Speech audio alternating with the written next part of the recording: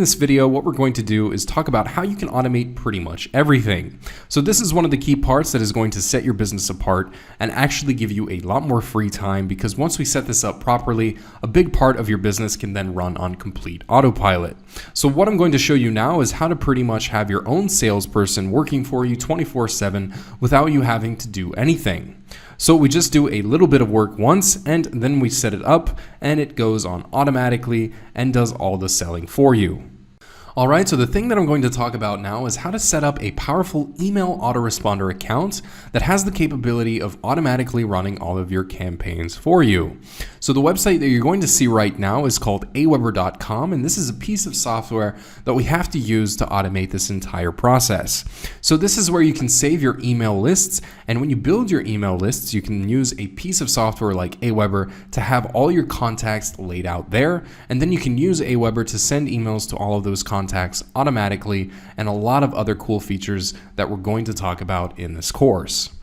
As you can see, the first month here is completely free, and then there's a $20 per month paid subscription to get started with Aweber. I already have an account, but I actually created a brand new account just so that I could show you how everything looks from scratch. So this is where you need to sign up, but since I'm already signed up, what I'm going to do is pause this video and then go ahead and sign in, and I'll see you inside the members area in just a second. Alright, so I'm logged in now, and as I said, this is a brand new account that I set up just for the sake of showing you what a new account looks like, so that you would know exactly what you need to do if you're just starting out. So this is the homepage of your Aweber account, and what I want to do now is I want to show you how to create a list and explain a little bit about what these lists are and how they're used. Then later on in the course, we're going to take a look at a few other videos that have to do with Aweber, and you'll see exactly how to plug in some emails in your autoresponder account and other similar things like that. So let's go ahead and create the first list, because there are a few tips and tricks that I want to teach you to make sure that you maximize the amount of money that you're going to make from these email lists. Okay, so the first thing that you want to do here is go to Manage Lists, and once you're there, you'll then want to click on Create a List. Give that a second to load. For some reason, Aweber is a little stuck right now, but we'll wait. Okay, so here we go. First, you have to put in your company name, and as I said, this is just a test account, so I'm just going to put in JRT over here as the company name. Otherwise, you would put in your own name if you don't have a company registered. Then you have to put in your company website. If you don't have it, no need to place any website in here. It's all good. All right, so then you'll need an address. And one little trick that I've learned here is that in case you don't want to use your own address over here for whatever reason, you can always go to a website like myus.com, and for about $10, I think, you can register an account here, and they're going to give you a forwarding address. So you can just use that forwarding address and you won't be breaking any laws. Right, so if somebody sends you mail, which I very much doubt will happen, but in case it does, you will still be in compliance with the US CAN spam law, and you're going to get whatever message was sent over mail to your address, because this other company is going to forward it to you. It's just a little tip, not a big deal. If you want to use your own address, that's cool as well. I just know some people might find it a bit of a problem, so in case you do, I just want to give you a solution for that. The next thing here is the sender name, and this is very important. You want to use your own name, whatever your name is, just put it there, and don't try to play with it and put some weird stuff in there, because it's always best for the emails to be coming from your own name. In that case, you're branding yourself and making people remember your name. Definitely go with your own name in that case. And for sender email, I don't recommend you go with a Gmail address simply because Aweber doesn't like it too much. I think also you might have some problems with some emails not being delivered to your subscribers.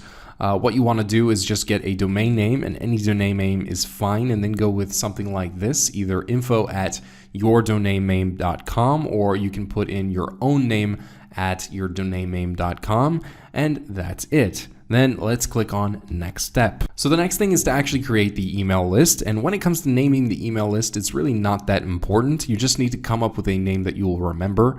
And let's say you want to promote health and fitness. So you would just put in health and fitness, and it is as simple as that. The next thing is to briefly describe the emails your subscribers are going to receive. As you can see here, your subscribers will see this description.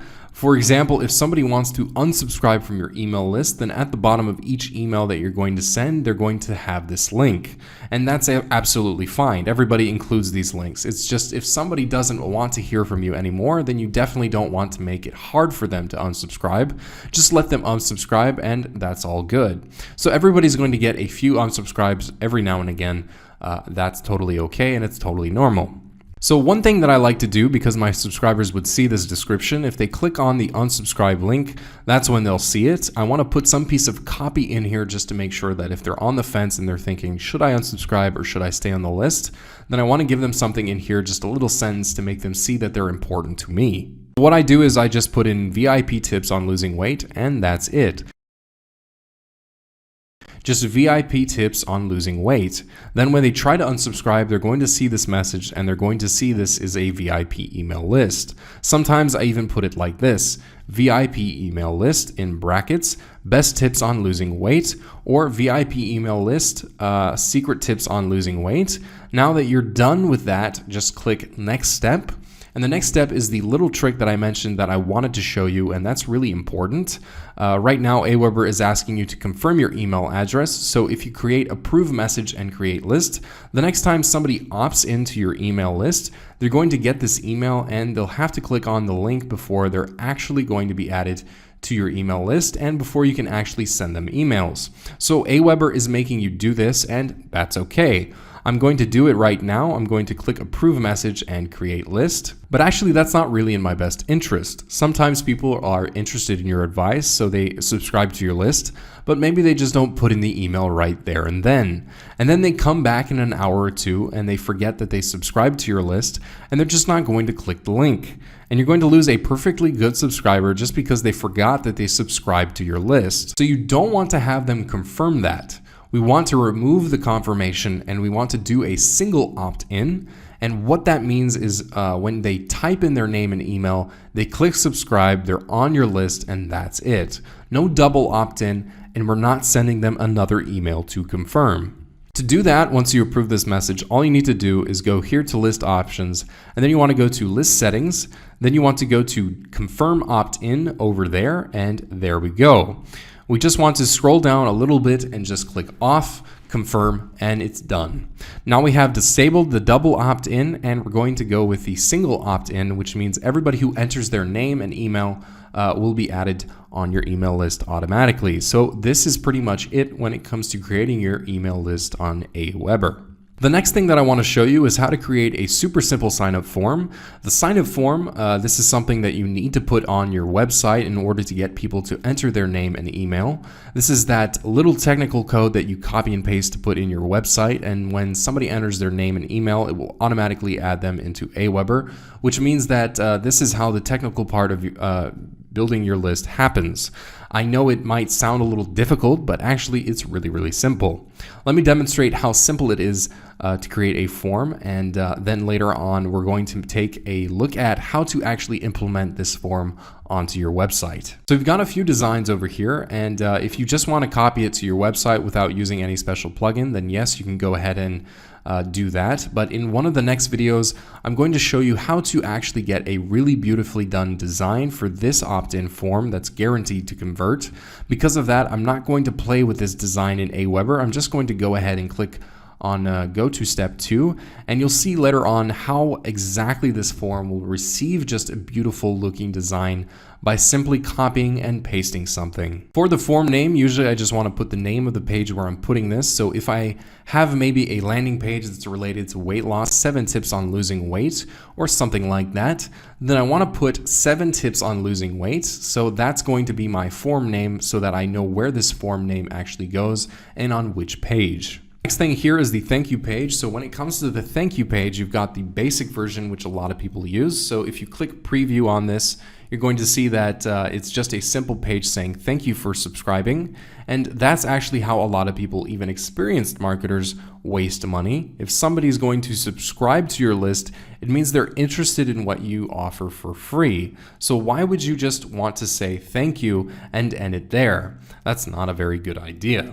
you want to do here is go to custom page, and this is where you want to put a link for an offer. This can be an affiliate offer. It can be maybe a product that you have, whatever it is that you can sell to them. You want to put it here.